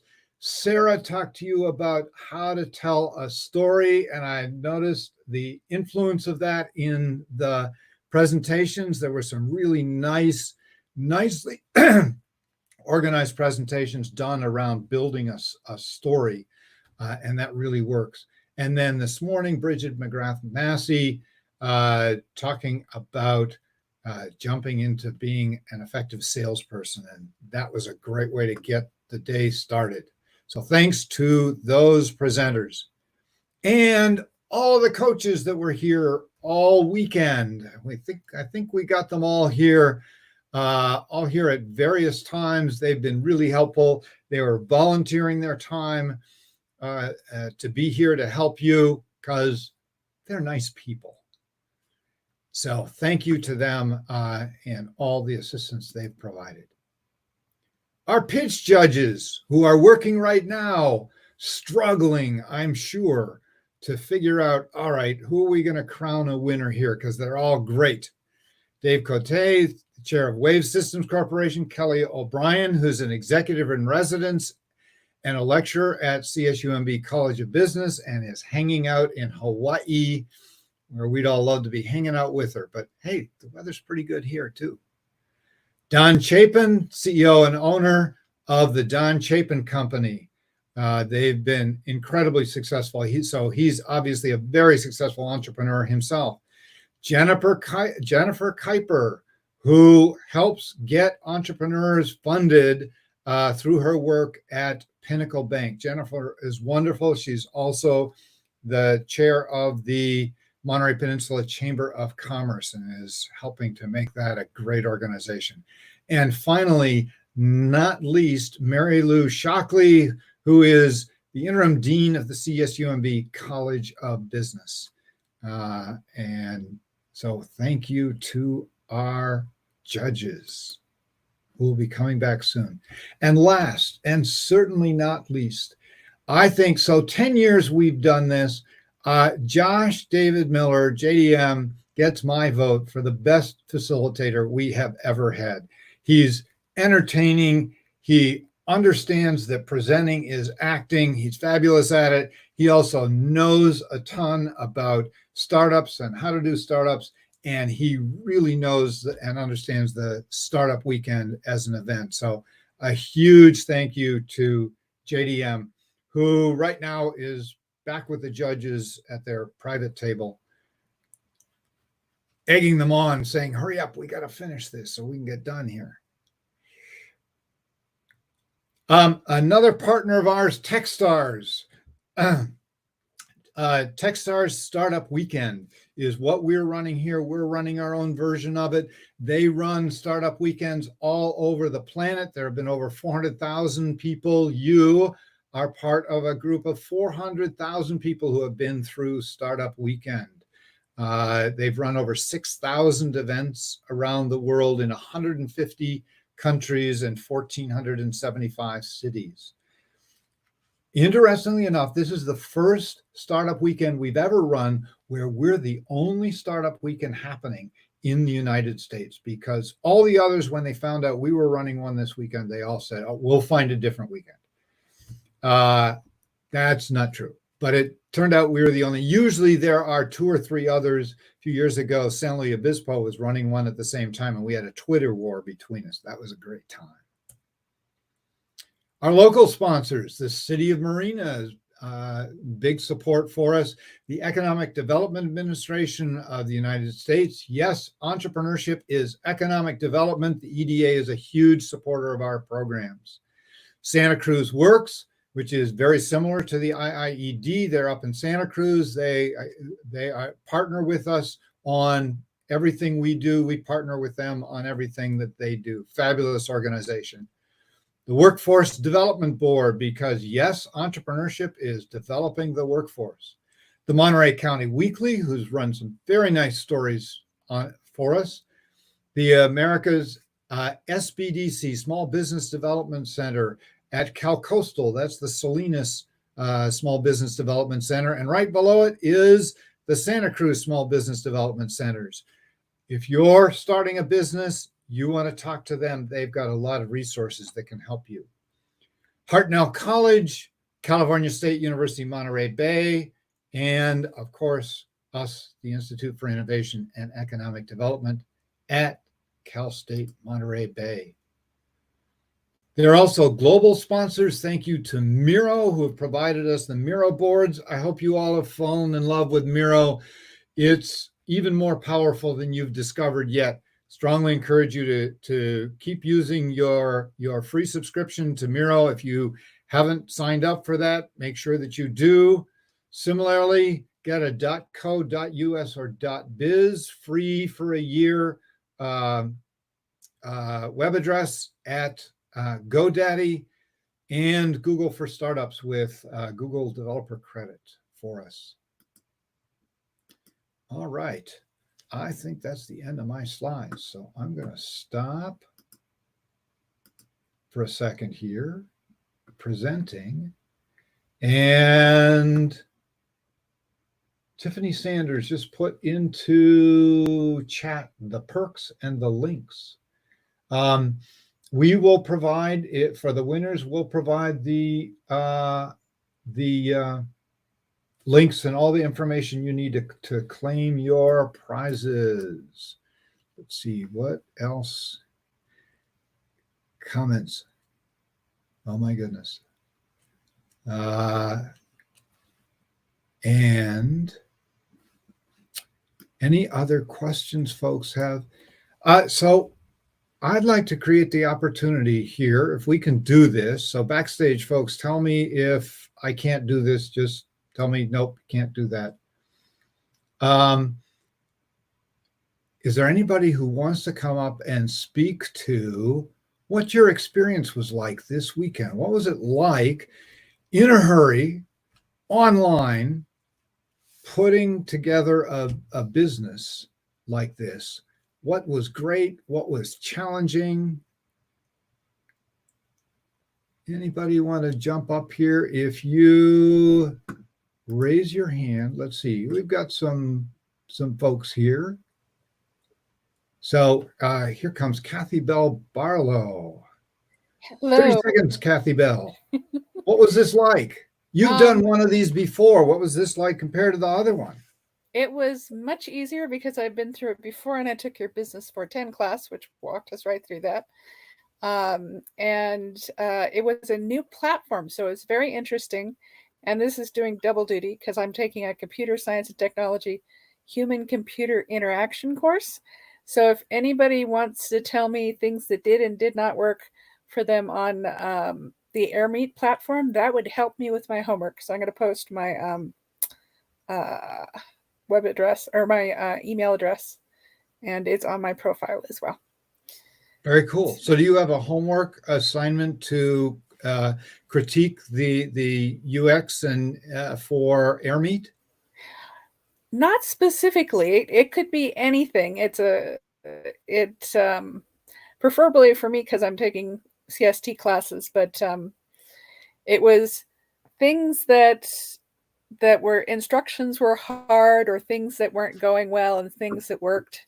And we had enough glitches, so I got some stuff, but I'd really love to hear feedback from other people as to how it worked or did not work for them. So cool. All right. Thank you very much, Kathy Bell. Let's, I think we've got Adam coming up here. Here we go. So, really glad I did it. I feel like I learned a lot about this weekend, a lot about how to just kind of like formulate and get thoughts together in like a very compressed, rapid period of time.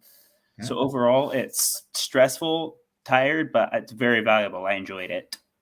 Very cool. So what's a highlight from the weekend? What was the best moment? Best moment. Kind of just like working with my team and just kind of just throwing ideas and just, just trying to like rearrange things and like, all right, so this didn't work. Let's try this now. This didn't work. Let's try this. And just like really narrowing down because like when we first started, we had a much more broad like concept, but like over time, we kind of learned to kind of like narrow it down like more and more. Yep, absolutely.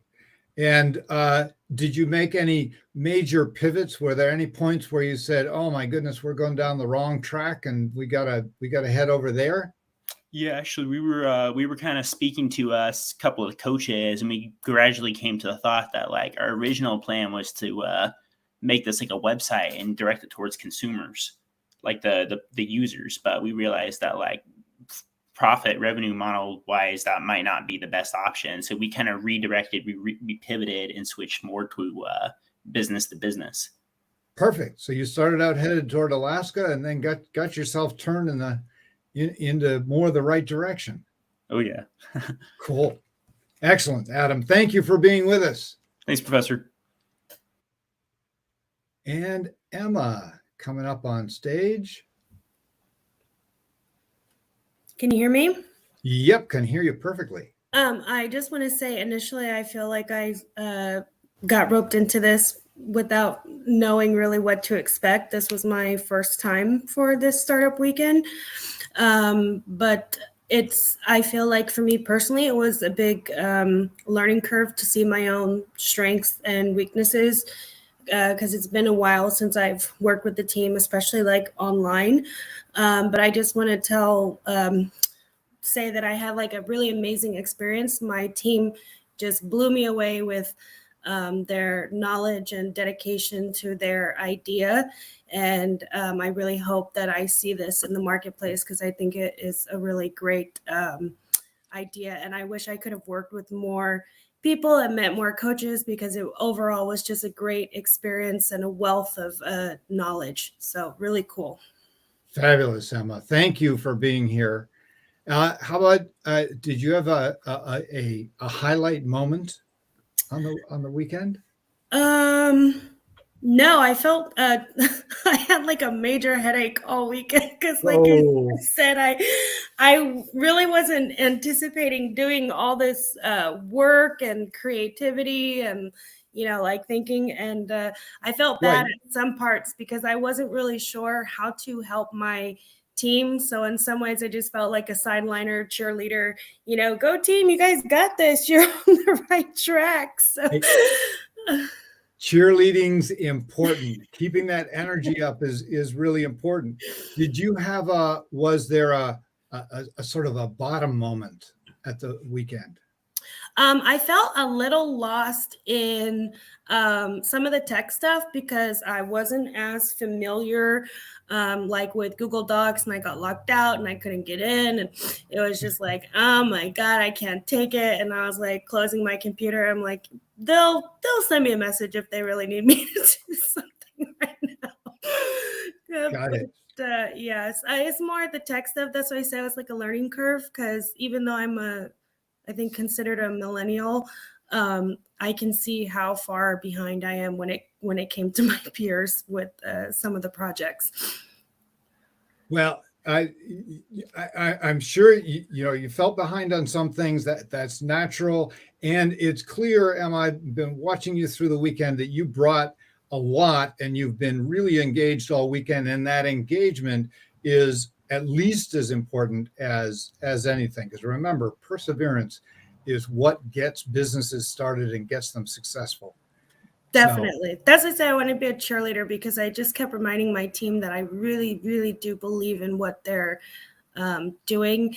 And because I have the financial background and I know how important finances is to people's success, just overall in life, but also the global impact that will have, and hoping to see that shift in culture, that people really want this and want to know, and making companies change their dirty ways.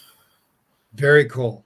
Very Yeah. cool. Well, I hope you stick with it. I love the idea for that app, and hope to be able to watch it take off and bloom Me as you go too. forward. Thank you for joining us. Thank you so much. It's an amazing experience, to say the least. Cool. All right. So I'm told that the judges are almost done. So it's almost time for drum roll. I'm expecting that Josh will join me on stage as soon as the judges are completely done. Anybody else want to share their experience at Startup Weekend? But Brian, we'll bring you aboard here. Hi. Well, to make, put this experience into simple terms, it was eye-opening. I think I've learned more these past, 54 hours than in any class or lecture I've sat through. And I'm not saying that I don't learn a lot in lectures. It's just, you kind of have to learn to incorporate all your ideas. Communication really is key. There was some key moments where, you kind of, you're talking to all your group mates. And so you guys everyone has a different idea for this, this project, right, to speak. And so everyone just wants to do something completely different, but we all have to, respect each other's feelings and all that stuff. And we have to really communicate what we are trying to get across. I think that was, what I learned this time around. This whole experience was just crazy. When you think about it, right, in retrospect, you kind of look away. You're talking to strangers you've never met before, and the only thing that connects you to the other person is this idea, this pitch that you heard for 60 seconds. I mean, I don't know. I just thought it was a great, this whole concept of, working together for 54 hours and then, creating pretty much a company that can be pursued in the future. It was just, it's a great idea. Yeah, very cool. And I love your emphasis on, as I like to say it, entrepreneurship is a team sport. It's, we have this hero model that, well, Steve Jobs started Apple. No, he didn't. There was a whole team behind him. And making that team work is a challenge at times. So great job, Brian. Thank you for joining us. We've got one more guy here, Luis. Come on up, Luis. Onto the stage. Can you hear me? Can you I get hear you perfectly? Okay, I wanted to make say something since I missed opportunity during the presentation. I wanted to thank my team and I wanted to thank you, Professor. The second day of the event, I wasn't able to make it to the whole thing, and I felt embarrassed because I'd missed. Got it. Yeah, but absolutely. My team welcomed me, you supported me, and I was able to contribute. And and I'd so say I wanted what's to just important. thank you, and also show you guys I was here. Cool. Well, thank you for being here, Well, Luis. I think what's most important wasn't that you missed, but that you got back on the horse, so to speak, and got yourself back here. So again, that's what it takes. Thank you very much. Thanks for being here and putting in the effort and jumping in. Thank you. All right. So how are we doing with our judges here? All right. It looks like they're preparing the slides for the winners. Josh, you're back. That's good. That must mean that a decision has been made.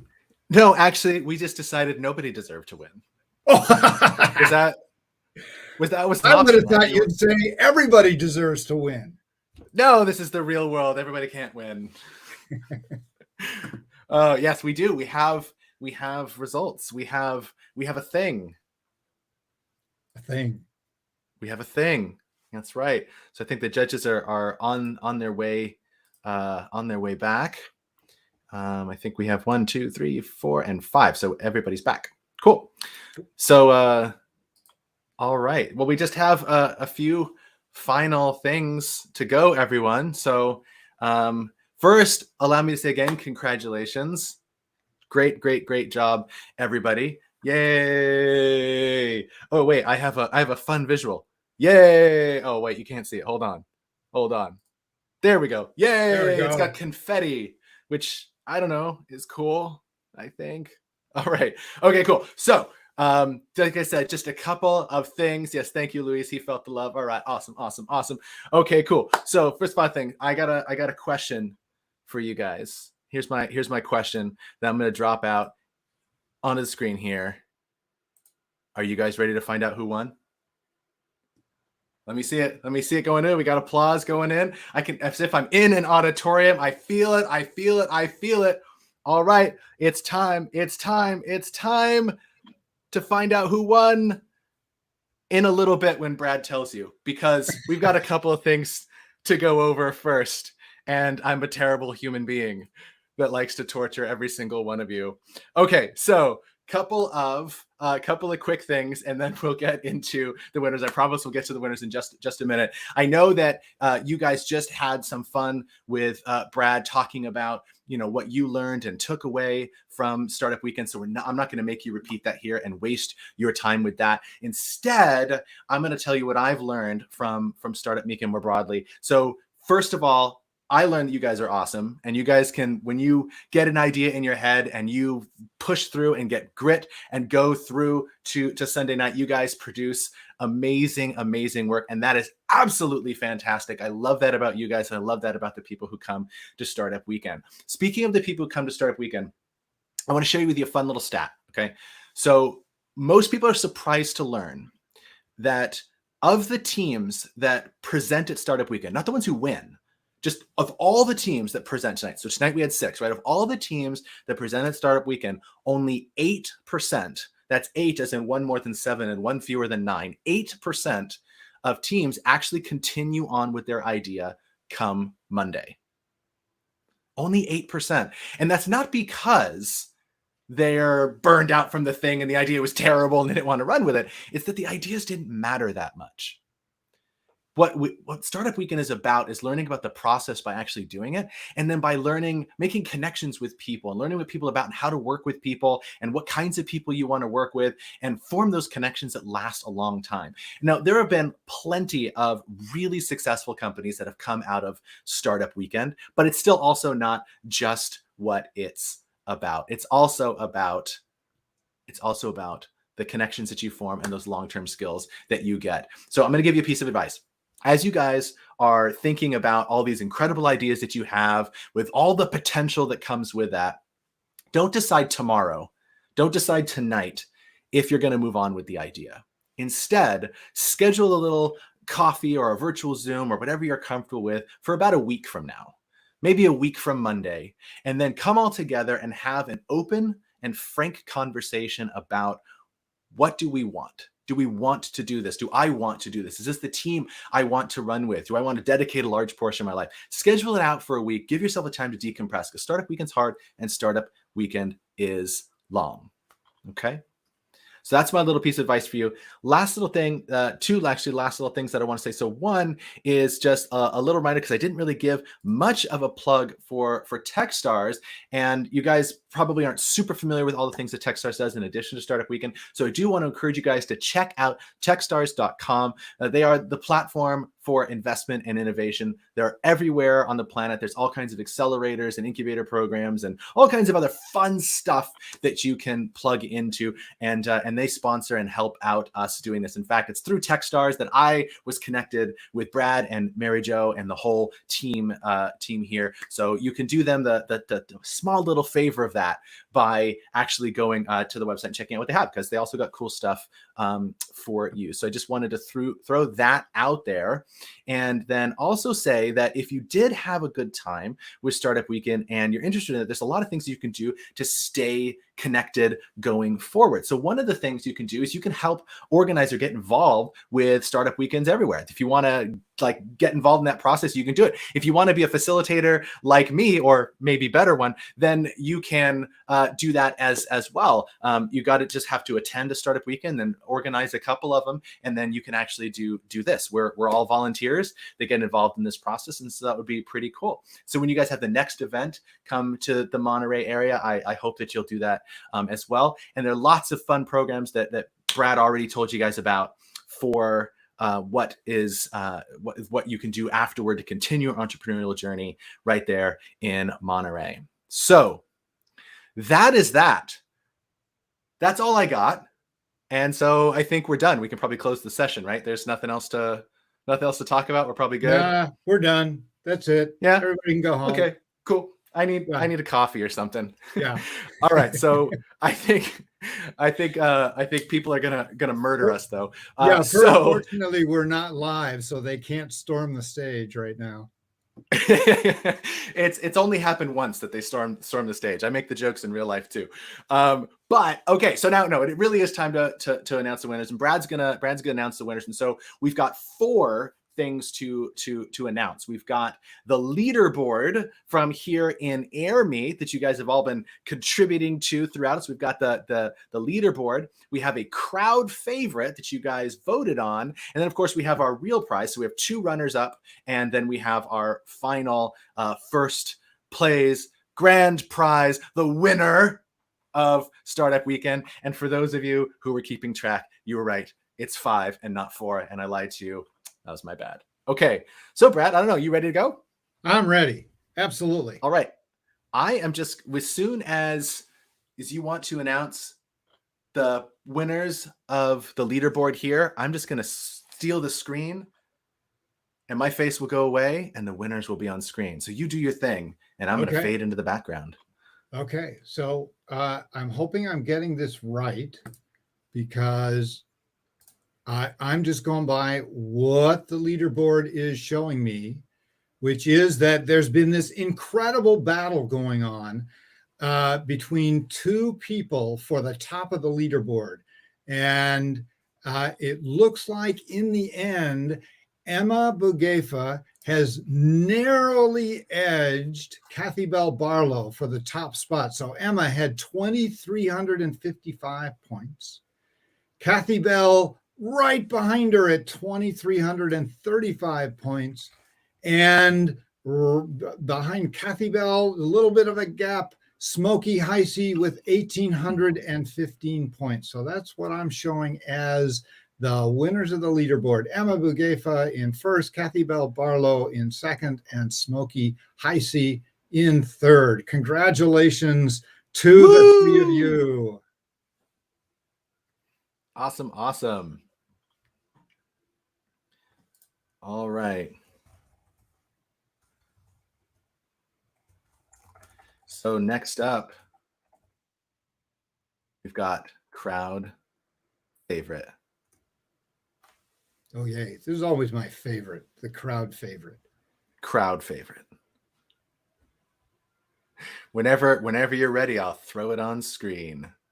All righty. Well, you're going to need to throw it on the screen because I actually don't have. That's going to be my prompt. Okay. Well, how about we do a drum roll then? Let's do a drum roll. All right. I don't know if that'll. There we go. That'll work. Aha! My crowd favorite is High Ideals. Congratulations to High Ideals. They did great work, great presentation, a really cool business idea. Looking forward to seeing them in Startup Challenge and hearing from them at the Startup Monterey Bay Connect. Good job, High Ideals. Awesome. Every time I see that, I hear the theme from the Mel Brooks movie High Anxiety. It's just sort of a weird thing that happened. Oh, all right. I was getting this like psychedelic green screen effect going on in the award here. All right. Okay. So are we ready for the third runner-up, Brad? We are. The second runner-up, I guess. Third place. Runner-up. Yep. Second runner-up, third place. Here we go. Drum roll. And we have Foodies. Good job, Foodies. Congratulations on being the second runner-up at Startup Weekend. Yay. All right, awesome. Yay. All right. Very, very, very good. Okay, so 1 down, 5 teams, 2 more places to go. Because the other awards are, they don't take away an award. All right, so first runner-up, second place. And second place goes to Footprint. Woo! Yay, Footprint. The app for the future is going to be bigger than Robinhood, I'm sure. Nice job. Excellent job, Footprint. Well put together presentation. Great idea. Very scalable business. Good job with that. Congratulations. And so who does that leave us as the grand prize winner? Oh my. There are only 4 teams left, but only 1 award. So who will it be?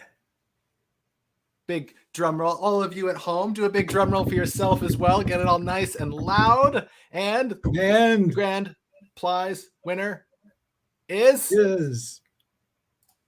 but Good Eats. Good Eats. Hey, Good Eats. Woo! All right. Great presentation. And really well-told story in that presentation, I thought. Good job. All those teams and all of the teams, all these teams came up with really cool, innovative stuff.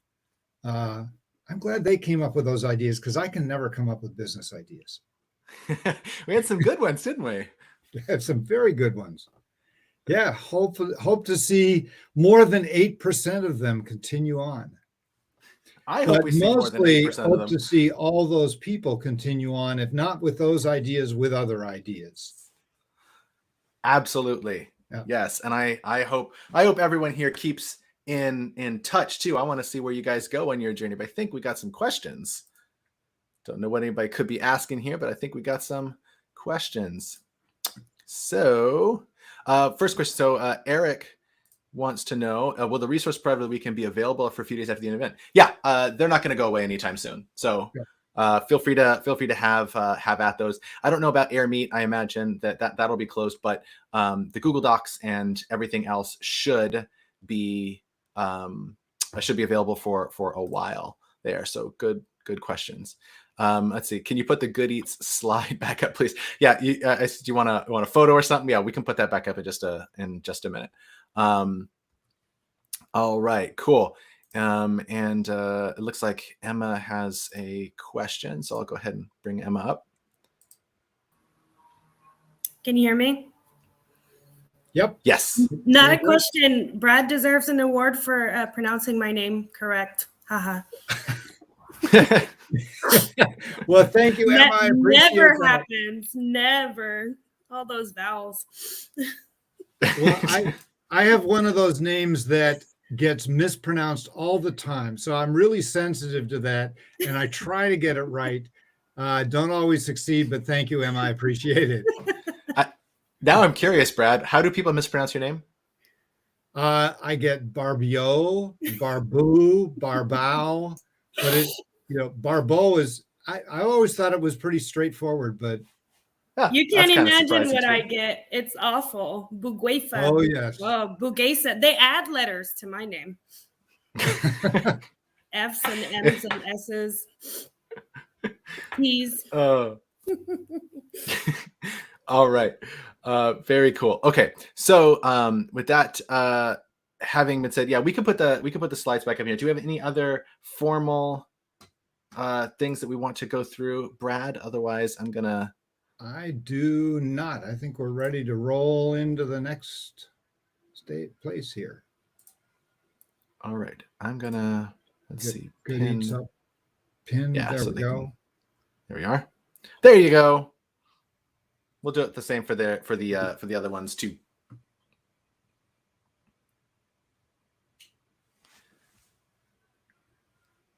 right. I hope that was long enough. Otherwise, I actually will share these slides as well. So these will get added to the end of the resources doc.